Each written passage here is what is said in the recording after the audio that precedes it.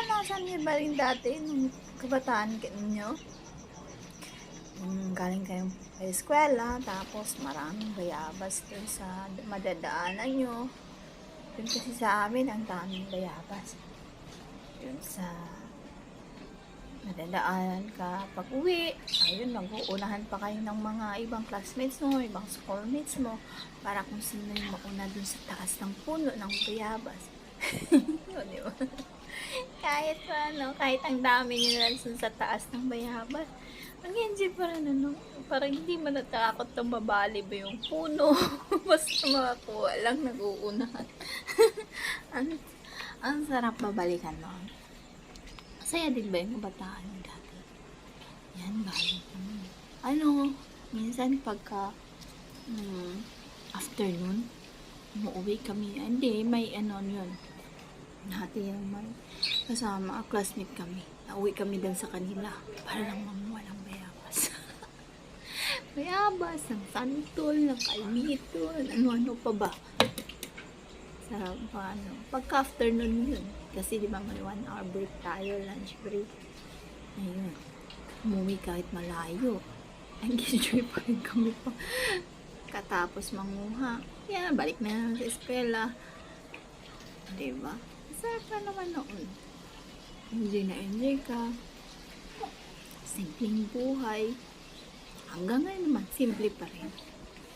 Pero, syempre kasi wala kang problema dati. Wala kang iisipin lang yung pag-aaral mo lang.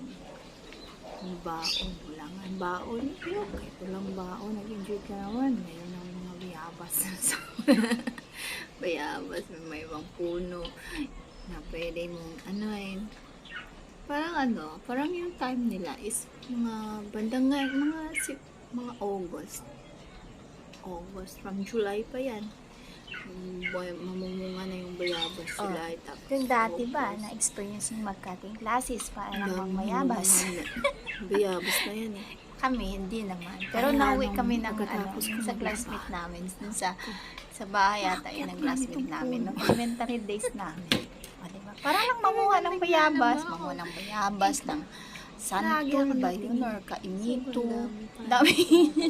Punta na kami dun sa kanilang bahay, kahit nga malayo pa yun, di ba?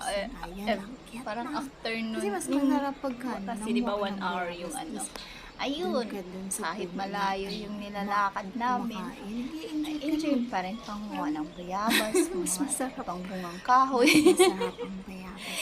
Tapos sa daan, ano ba yan? Ang dami mo pang kain lang ng kain. Pero walang problema ng dati, no? Problema mo lang yung, kahit naman mo lang ulam, hindi pa rin problema. Hindi pa pinaplano. Nag-enjoy ka lang sa pag-aaral mo. Bakit mo mahilig? Kayo ba dati? Mahilig yung makita-kita? Wala lang. Ganun talaga. Pero nung tayo na yung uunahan pa kayo ng mga kasama mo. Nabubuhay. Tapos nagsiswing. Hahanap buhay. Ayun. Kami dati nagsiswing pa kami sa bayabas. Napapagod na tayo.